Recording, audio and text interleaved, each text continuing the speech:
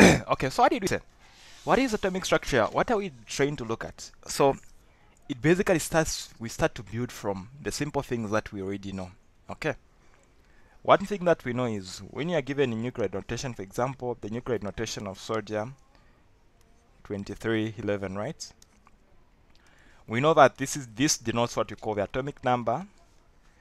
That denotes what we call the mass number, right? I'm sure that we know that, not so. So this one basically is a symbol. So we basically get to use this information to represent our diagram, the structure of an atom, right? So a basic structure of an atom is you having something like that. The nucleus, then you have protons in there. Then you also have the neutrons, right? So what you need to understand is the number of protons and the number of electrons in a neutral atom are equal, right? So I'm saying the number of protons is equal to the number of what? Electrons in a what? In a neutral atom. That is very, very important and very cardinal for you to understand. So a very good example is the case where I talk about magnesium, which is magnesium 12, right? That being our atomic number, it gives us the number of electrons and the number of protons. So you have a number of protons, you also have a number of electrons. They are all equal to 12, giving us a charge of what? Is 0. In a case where you get to meet magnesium with a charge of a positive charge indicates that it has involved what? The loss of what? A loss of electrons. Meaning that if you look at the net charge, you count the number of protons, you're going to see that instead of you having 11 electrons, so if you have 12 negatives, right? So I'll give an example of something smaller so that we simplify our work, right? Let's say if you have, for example, lithium, right? Which has got, I'm sure it has got an atomic number of 3 there. So if you look at the formula there, it's what? After losing, we can say a positive, not so. So we've lost what? We've lost an electron. Because we know electrons make up a part of a shell, not so, of the orbits. So you count the number of positives. They are going to be 3. Remember we said they are not, the atomic number gives us what? The number of protons, so there are 3. Then we also said the electrons are also going to be the same. Now, when we say it has lost an electron, so one negative will go there. So you see that these are going to neutralize each other. It's equal to a 0. So what you're going to remain with is an extra charge, an extra positive charge, which tells us to say that it's what? It's a positive. So that's where the charge comes from. Of course, it's going to be a different case as we get to look at radioactivity later on in our courses, where we are also going to look at a point where you get to lose protons. But under the study of atomic structure and chemical bonding, we only get to look at the loss of electrons. Are we together? Okay. So in a case where you see a negative charge, what it implies is there was gain of electrons, which will now lead to a higher number of electrons as compared to the protons in the atom. But in the neutral atom, the number of protons is equal to the number of what? Electrons. That's just an introduction. From there, we also talked about isotopes, right? Isotopes. What are isotopes? So we said isotopes are atoms with the same proton number, but what? Different mass numbers. Of course, we talked about this under stoichiometry as well. Don't worry if you've not covered that yet, we'll get back to it. Okay, so now I want to proceed and get to talk about the wave properties that are going to help us come up with some formulas that are going to be very useful as we get to study atomic structure. Okay, starting from there, wavelength. Before we get to look at wavelength and other things, what do we understand by a wave? What can you say? So for me, I look at a wave to be what? I can say a disturbance, right? So now this kind of a disturbance is usually what? It's kind of repeating. So repeating, it can be a change or repeating disturbance, whatever you can call it. So it can be something like this. It can also be in terms of vibrations. So this is what leads to the different types of waves that you can talk about. Of course, that is not very important under the study of this topic. You're going to study them more in detail in physics. But in chemistry, all we just have to know is we have waves, right? So of course, these are called transverse waves, these are called longitudinal waves, but that's not very important for now. So what we're interested more in are the wave properties. Okay, what is the wavelength? What is the frequency? These are the things that we're going to be working with as we get to look at calculations under atomic structure. Okay, so what we know is, if you talk about the wavelength, which we denote by lambda, right? Something like that. So our wavelength basically is just a distance between two successive crescents, right? Or we can illustrate it this way, considering what to be a basic form of a wave, right? So when you look at the distance from that point to that point, so these, the ones that are on top are called what? Of course, we need to draw a line that is going to denote the middle part. So the upper parts are referred to as what? The crescents, right? Then these ones down, they're referred to as what? The troughs. So now the distance between two successive crescents or troughs there is referred to as what? The wavelength. That is what we call the wavelength. How else can you look at it? You can also measure the distance from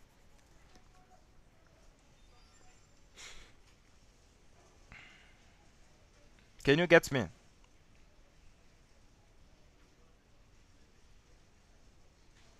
Okay. You can also measure distance from this point to that point. Okay, so this is also called the wavelength. Are we together? So that is very, very important. They will not ask you to define wavelength in chemistry, but they'll ask you to calculate it. And I'm sure you looked at the questions that you were given, right? They required you to, they'll give you maybe the length from this point up to that point. So it requires you to understand what you're talking about. So if they've given you that length, for example, they tell you that is like a meter, right? Then they ask you to determine the wavelength. It basically starts from you understanding how basically you're going to work with your calculations, and gets to a point where you determine the number of waves that are making up the length, right?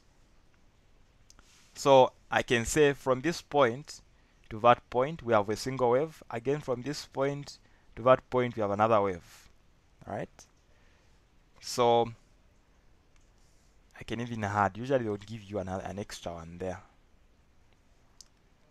I think that's the one that they were given, a very simple one like that, where it is exact. You can count, maybe there are 3, there are 4, and then you divide into the total length to give you the wavelength. Or even in a case where it is like half, at the end there it's half, you need to work with your calculations and just make things easier. Okay, where we say, okay, you have, how many full waves do you have? You're talking of a wave from this point to that point, right? That is 1. Again, you're also moving from that point to that point. That is also 1, giving you 2 waves. But you just have half at the end. So you say 2.5, right? So you divide the 2.5 into the meter to give you what? To give you the wavelength. So if you divide into that, what are you going to have? 1 divided by 2.5. So if you say 0 point says 0, then you add a 0 there. 2.5 into a 5, it's like, that's going to be like 4, right? Something like that. 0.4 meters. So that's like the wavelength.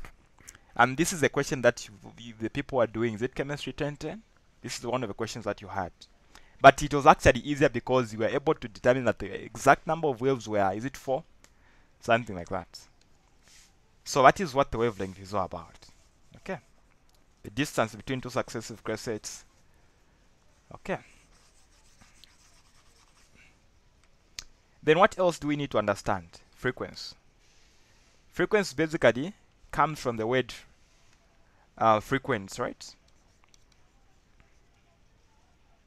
How frequent is the wave coming within a given time? how often, like how is it repeating itself? That's like the frequency. So we're basically going to talk about it in a time of a second, right? How many waves are repeating in a second? That's what frequency is all about. So a number of waves that are basically going to be formed, number of complete waves in a second, is what we call frequency, not so. So if you've seen that there are about 10 waves that are being complete ones, of course, say 1, 2. So if, let's say for example, these are the waves that are, this is the wave pattern in a second. It implies that you have from this point to that point 1 wave, 2, you have 3, and then you have 4. So that tells you that you have 4 A's, implying that per every second you have 4 waves repeating, right? That is what frequency is all about. So we are going to basically see that the frequency is basically, a wave gets to be more frequent when the wavelength is shorter, not so. Are we able to see that? It's like if I draw, I get to draw 2 diagrams to demonstrate that.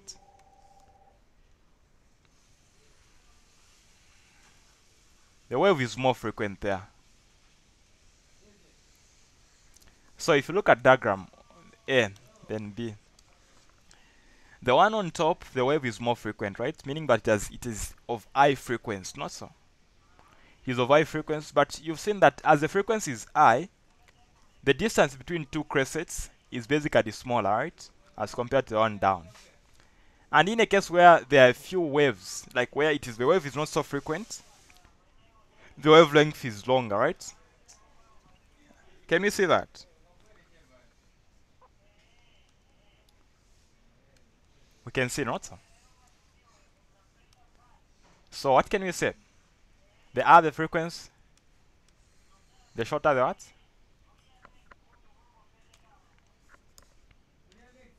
Hmm? So we're going to denote our frequency by using letter what? Letter V. I don't know how it's pronounced, but basically whenever you see that under this topic, it's not velocity, it's basically frequency. Okay. So you can say these guys are inverse to what? Proportion. You increase the frequency, you lower what? The wavelength. Okay, I'll just put that to denote that we're talking about frequency. Okay. So where we have a 1, we can put a constant that we're going to be working with. We'll use the speed of light under the calculations under this topic. Are we together? So this formula is very, very important. It has all come from the wave properties where we're talking about the wavelength being inversely proportional to the frequency of the wave. Are we together? So we've come up with a formula there. Take note of it. It's going to be very helpful. Okay. So of course we also do what we call the amplitude. If you talk about the wave in that way, that maximum point there is called the amplitude. Okay. Just in case you're asked.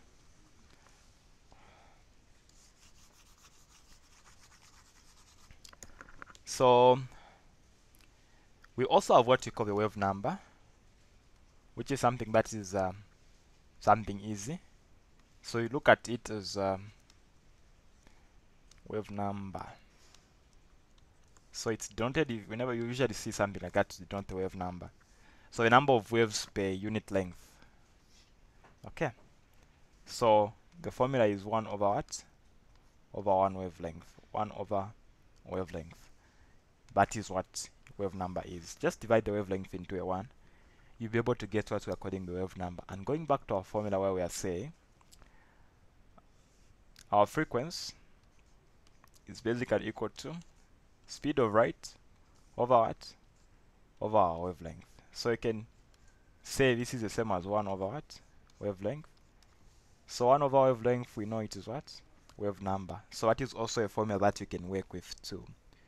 In case where they've given you the wave number, and then they've given you, of course, the speed of light is a constant, so you'll be able to find the frequency. Are we together? That's very, very important. Take note of that. It's also going to be very helpful in terms of your calculations and questions that you get to meet.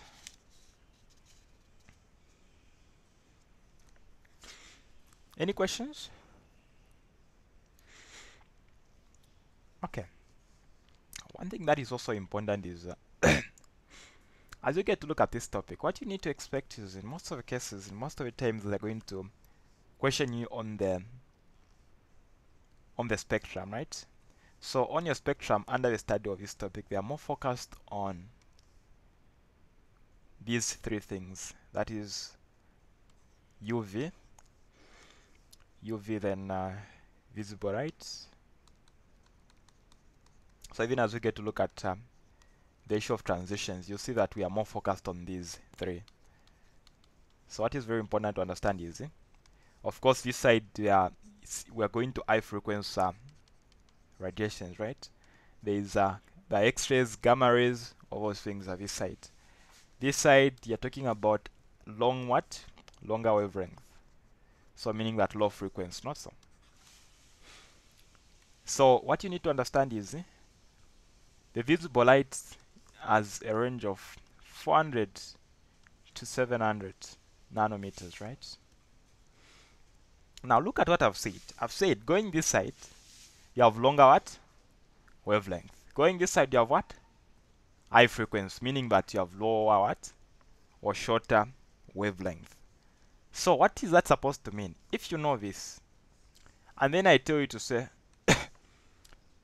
what type of radiation, what kind of radiation has 200 nanometers, and which one has 800 nanometers?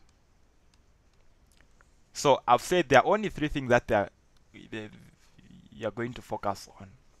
So if it is less, lower, it is what? Is it UV or infrared? What can you say?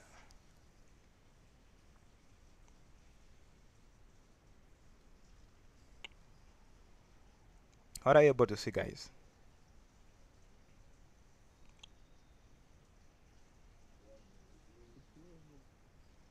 It's UV, right? Because you're saying high frequency, it will be shorter what? Shorter wavelength. So this is UV. Then the one that is higher than 700 is the other side, infrared. So that is going to be very helpful as we get to look at transition of elements, right? So okay, so we've come up with two formulas already. Okay, we're getting there, we're moving. So now, Max Planck also gave us a formula to help us calculate what we call the energy of a photon. Okay.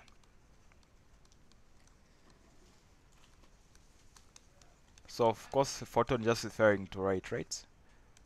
Photon. So energy of a photon, we just look at the formula to say the change in energy of a photon is given as what? A product of Planck's constant and what? The frequency. Are we together? Are we okay there? So that is the frequency. So this is under wave properties. We've just introduced what we are calling Planck's constant, which is going to be a constant that you're going to be given in your calculations, in your assessments. So it's basically 6.626 times 10 to the power negative 84, which I'm able to remember even up to now. Isn't that like joule per second? Something like that. Joule second, sorry. Joule multiplied by second. Okay.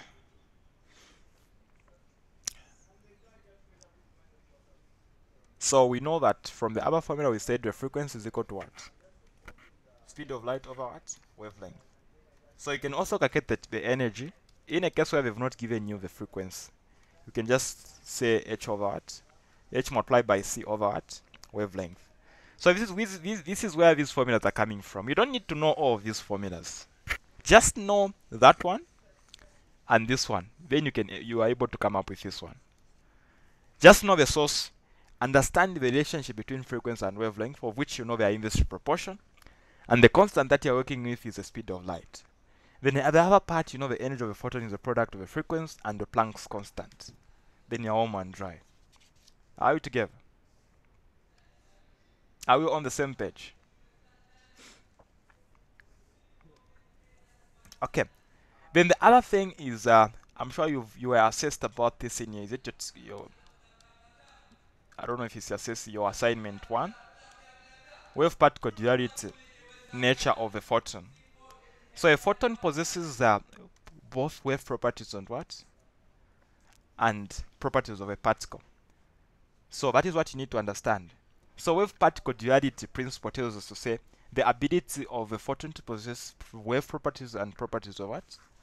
Of a particle. So under the property of wave properties, what are we talking about, if you can remember? We are talking about the properties of what? Wave properties. So wave properties, we are talking about frequency and what? Frequency and wavelength, not so. Then under particle, a particle, we know that a particle should have what? Mass. So we get to relate the formulas for energy calculations using the wave properties as well as using the particle properties. So as a wave, we've seen that the energy of a photon is calculated as a product of what? As a product of Planck's constant and what?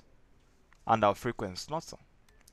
So now, as a particle, according to Albert Einstein, he told us to say the energy, this famous equation, is given as mass multiplied by the speed of light squared, not so. I'm sure we've come across that formula somewhere. We've seen it. Not so.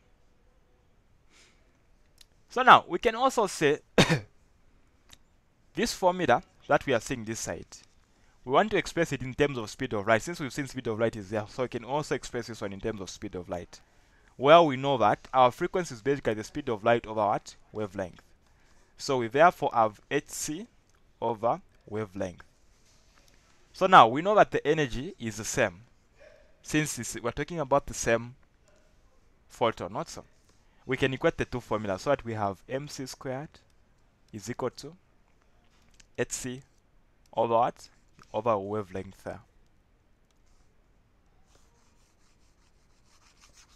So we've just combined the two equations. So we've seen that the c is common on both ends, right? So you can cancel, since it is c squared, it means you have what? C times c. So 1 will divide. So then on your left, what you have is you have m multiplied by c is equal to h over what? Over wavelength. You want to cross that multiply there, you have your wavelength multiplied by m multiplied by c is equal to h. Then my goal, I want to make wavelength to be a subject here. So what do we have at this point? So we have h over what? M multiplied by a c there. So we don't want it to be restricted to the speed of light only. We don't want it to be restricted to a photon calculations only. We want it to be general, to be used to calculate any form of wavelength. So we can, knowing that the speed of light is representing velocity there, we can put the velocity there so that we have h over mv. So this is also another formula that you're going to work with, where you're saying that your wavelength is equal to what? H over mv. So mv is a product of mass and velocity. In some texts they call it momentum, as you get to look at it in physics. So this is your formula here. Okay, so this is what we call de Broglie wavelength. This is the de Broglie wavelength. In case we ask you to calculate the de Broglie wavelength, that is the formula that you get to work with. Are we together? Then in addition, as we get to move, we're also going to get to the part where we get to deal with what we're calling transition of what? Transition of electrons. We're talking about anatomy here, right? We're talking about atomic structure. So we've said in our what? In these shells that we are talking about, electrons have got an ability of gaining energy, getting excited, and going to higher energy levels. There's also an aspect of electrons coming from higher energy levels into the lower energy levels. Of course, by now I'm sure we do understand that we are looking at the aspect of the energy levels that are outer are considered to have more energy. Not so. I'm sure we do understand that part. So in a case where you have something like that, so let's say that is n is equal to 1, that is n is equal to 2. So of course we've talked about if the people that are following what I'm telling them to do, those who've watched the video on the aspect of the quantum numbers, I'm sure we do understand that the ones that are outer, the n there is denoting what you call a principal quantum number, which basically represents the size and what? And the energy of the energy level. So the third energy level there has more energies compared to the first energy level there. That is one aspect that is very important. So electrons will be able to move. An electron can move from that energy level to that energy level and vice versa. So we call that transition of what? Transition of electrons. So you'll be required to calculate the energy that is gained to move from n is equal to 1 to n is equal to 3, and also to move from the third energy level to get to the first one. So where do you expect the energy to be positive? Is it from n is equal to 1 to n is equal to 3, or the opposite?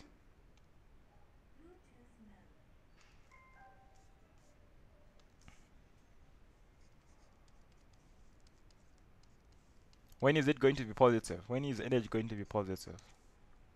And why?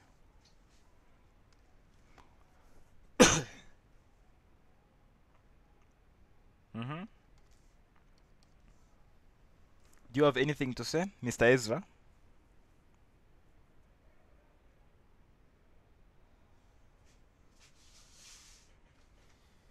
Anything to say? Do you have anything to add on?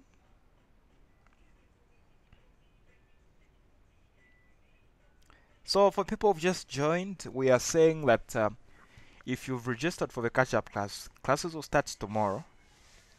Okay, so don't worry about that. We'll still go back to stoichiometry.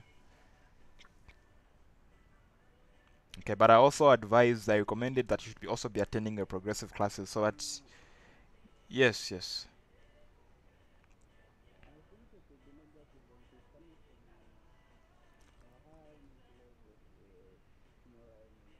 It will be what?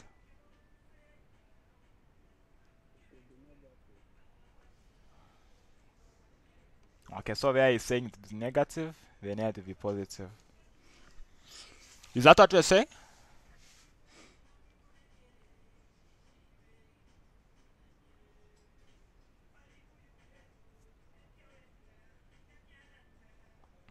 Okay, so remember what I said is, moving from a lower energy level, you're moving from where there's less energy to where there's higher energy. So the electron is supposed to gain energy, so it's positive. Then in a case where it's moving from a high energy level to a lower one, it loses the energy, so it's negative. And that is going to guide you in a case where you're dealing with your calculations. So the formulas that you're going to work with under the transition, your energy is calculated as negative 2.178 times 10 to the power negative 18. So you have 1 over n final squared over 1 initial squared, right? So in a case where you have, for example, n is equal to 1 as your initial, then you are going to n is equal to 2. Of course, you expect that your answer is supposed to be positive. So even when you've forgotten that the sign is supposed to be there, you'll be able to just put it there to make sure that it makes sense, showing that there was gain of energy there. So in the brackets, remember this is denoting your final. So you have 1 over, your final is 2, so squared minus, the initial is 1, 1 squared is just 1. So the other side we just have like a 1, right? Then 2 squared is the same as what? 4. So we have 1 over 4 minus a 1, which is going to give us what? 3/4, right? Negative 3/4. Then if you get to multiply, you're able to see that what you're going to have is a positive. showing us, indicating that we are moving from a lower one to a higher one, which involved the gain of energy. So this is one of the formulas that you can work with. It's very easy to remember it. Okay. Then what other formula can we work with? There's also what we call Lebesgue constant, right? Which will also help us. This one is 1 over wavelength. Remember, I'm not even using any book for your own information. I'm just trying to remember these formulas. So you have 1 over wavelength, then there's Lebesgue constant there. Then what do you have? Again, the same in the brackets. So I'll put a negative there. Why am I putting a negative? Because I've started with a final, just like that. Okay. So even here, you need to make sure that your answer makes sense as you get to come up with it. So is there any difficulty? Are we having any challenges in remembering these formulas? So you can't remember them just tonight. It requires you to get to look at different questions, practice questions. The more you practice, the more you solve, the more you'll be able to follow up, and the more you'll be able to recover formulas. Of course, obvious constants that we're talking about are going to be given in your assessments. Don't worry, you don't have to master them. But with practice, you'll be able to remember them. So avoid cruising, avoid moving at the same pace with your lecturers. Make sure you are able to remember whatever you've learned, because if you are just moving at a pace which is not helping you in any way, you're just wasting your time. So this is like in meters, Lebesgue constant in meters, but I usually like giving you in centimeters. Okay. So do you have questions? Do we have questions? Okay, so since we don't have questions, let me just give you a quick recap on quantum numbers as you get to end our class. So that tomorrow we can look at maybe an aspect of what have I not talked about? There's this part that I've not talked about. I can remember it, but it's gone. Okay. Okay, yeah. Heisenberg's uncertainty principle is an aspect that I've not yet covered. And a bit of more Bohr's model. Yeah, then from there I'm sure we'll be able to move to, we can go to the periodic table trends before it gets to dig into the chemical bonding. Okay, so tomorrow we can cover up at Heisenberg's uncertainty principle with practice questions on atomic structure, so that we can start chemical bonding later on. So the quantum numbers, we have what we call the principal quantum number, right? Principal quantum number. We also have what we call, I'm trying to remember these things, so don't, angular momentum quantum number. Then what else? Is it magnetic quantum number? Magnetic quantum number. Then you have also magnetic spin quantum number, not so? Magnetic spin quantum number. So for principal quantum number, we denote it using small letter n. Angular quantum number, we denote it using something like L. Magnetic quantum number, we denote it by using ML, implying that it is derived from the L that we have on top. The magnetic spin quantum number is just M, then small letter s down as a subscript there. Okay. So what is important to understand is the principal quantum number tells us the energy level where you expect to find the electron. Okay, so it basically gets to represent the energy and the size. Okay, so this is basically what tells us to say that higher energy level, or I can say energy levels represented by high quantum numbers tells us to say that it's bigger in size and also has more energy. Okay. Then the angular momentum quantum number tells us the shape of the orbit where we expect to find the electron. Magnetic quantum number tells us what? The exact shell, or the exact orbit where you need to find it, so the orientation. The magnetic spin quantum number tells us what?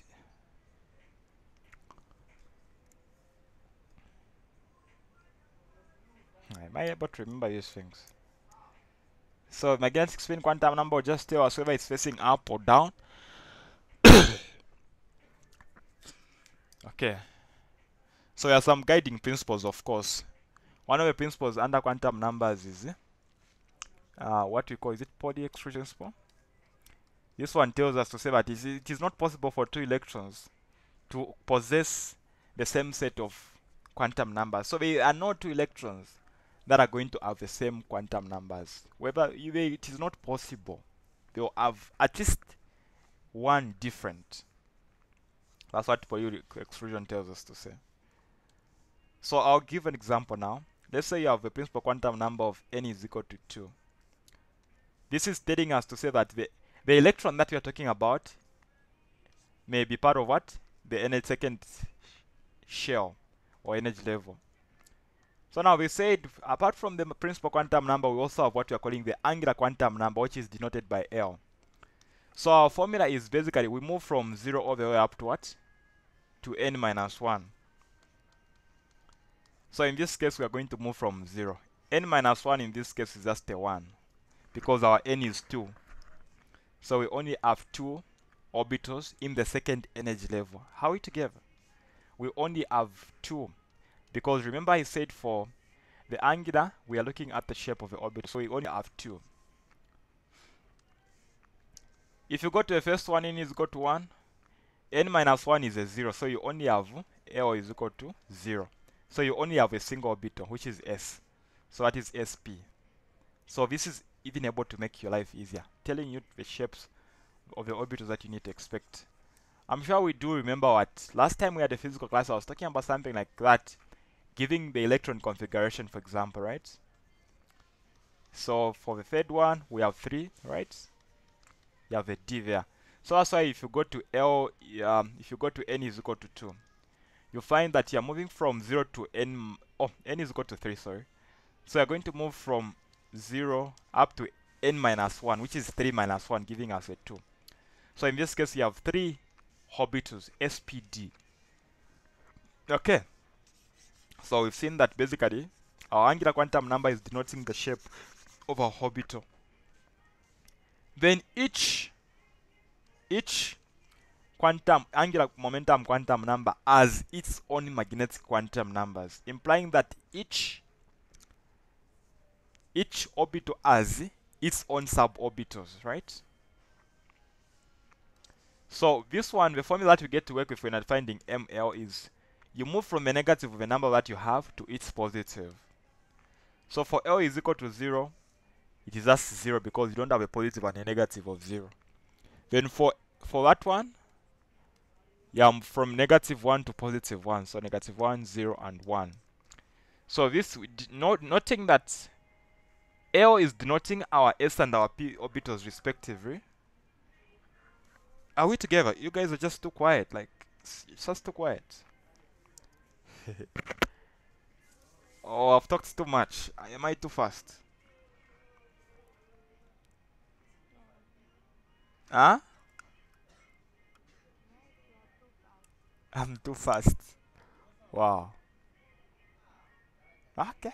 I hope you'll be able to watch the recorded session and be able to. If you still have questions, you can ask me. Okay. I hope it will make more sense as you get to watch through. So from the negative L to its positive. So we are saying the angular quantum numbers are denoting the shapes, right? So this is your S, that is your P. So the suborbitals in the S, we only have 1. For the P, there are 3. Not so. Yes.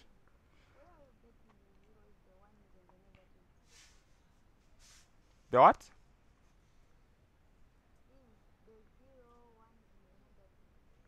So I said the formula for finding the magnetic quantum number is negative of the L to its positive.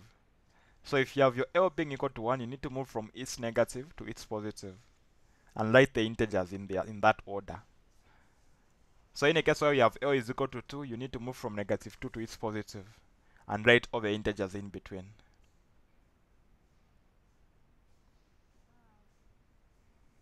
Okay.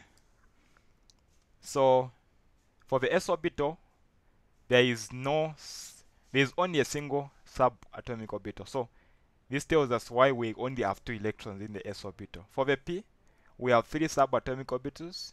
Each orbital is 2. So this tells us why we have 6 electrons in the p orbital. If you go to L is equal to 2, which is denoting the d orbital, you see that you are going to have 5 subatomic orbitals denoted by the magnetic quantum numbers. Okay. These are the major quantum numbers. Of course, the next one is just a matter of it either. That's why if you are presenting your energy level diagram, if you get to show your electrons, you see that you are going to show something like 1 electron facing up, 1 down. So the one facing up is ms positive, the other one negative. Okay. These are what you call magnetic spin quantum numbers. So it's just denoting which one is facing upwards, which one is facing downwards. And according to Earn's rule, in a case where we get to reach the point where you're talking about the p orbitals, for example, you have 3 of them. So first of all, what we need to understand is, before even we talk about the Earn's rule, the other principle that is guiding us is the way we're filling our electrons. So first of all, we're trying to fill the lower energy orbitals. So that is what we call Aufbau principle. You're trying to fill the lower ones before you get to fill the higher orbitals, right? So this is an energy level diagram. It is telling us to say that the orbitals that are on top have more energy as compared to the ones that are lower. So we get to fill the ones lower before we get to fill the higher ones. So that is Aufbau principle. Orbitals in lower in energy are filled first before filling the ones that are higher. Okay, it's that easy. For Pauli exclusion, no 2 electrons can have the same set of quantum numbers. Then for the Earn's rule, in a case of where you're talking about, is it nitrogen, for example, you have 7 electrons. So we've already used up 4. Using the Aufbau principle, we first of all filled in the lower atomic orbitals. And of course, we do realize that the s and the p orbitals in the same energy level, the p orbitals have more energy. So that's why they are slightly higher than the 2s. So that's why we'll fill the 2s before the 2p, because the 2s is lower in energy. So we still have 3 more electrons to fill in. So Earn's rule, first of all, it requires us to fill the energy levels of the orbitals at the same energy. With the same energy, they need to be filled, first of all, each one of them with a single electron. Okay. So there's no way you can say, okay, no, I'll just start with my first one, and then you just put all the 3 electrons like that, and 1 more there, then you leave that one empty. No. Earn's rule doesn't allow. You need to first of all fill, provided that the same energy level point, you need to fill each one of them with a single one. That's when you go back to the first one to fill in the second one. Okay. So what we are trying to say is, if you talk about 2 electrons in the same orbital there, 2s for example, what you are telling us, if I tell you to give the quantum numbers for those electrons there, what you are going to say is, they all have a principal quantum number of 2. Why? Because they are in the second energy level. Then they have, in what orbit are they? They are in the s orbit, right? So their L is equal to 0, which is denoting s. Of course, you realize that in the second energy level, there is also L is equal to what? 1 for P, which is denoting those electrons that are on top there. Okay? But we're interested in the ones lower. Then the other thing is the ML. It's also just 1. There's a single atomical, single what? Single suborbital under the C. The S, sorry. The S orbital has only a single subatomic orbital, so just 0 as well. Then, so they have the first 3 quantum numbers of the 2 electrons in the same orbital are the same. So the final one is going to be 1 electron is going to be ms positive, 1/2 positive. Then the other one is going to be ms negative 1 over 2. It's trying to stay us. So one is facing upwards, the other one down. So this is why we say no two electrons can have the same set of quantum numbers. Even the electrons in the same orbital differ in terms of a magnetic spin quantum number, as illustrated there. I think I'm dead. I'm dead. We end here, guys, unless if you have questions.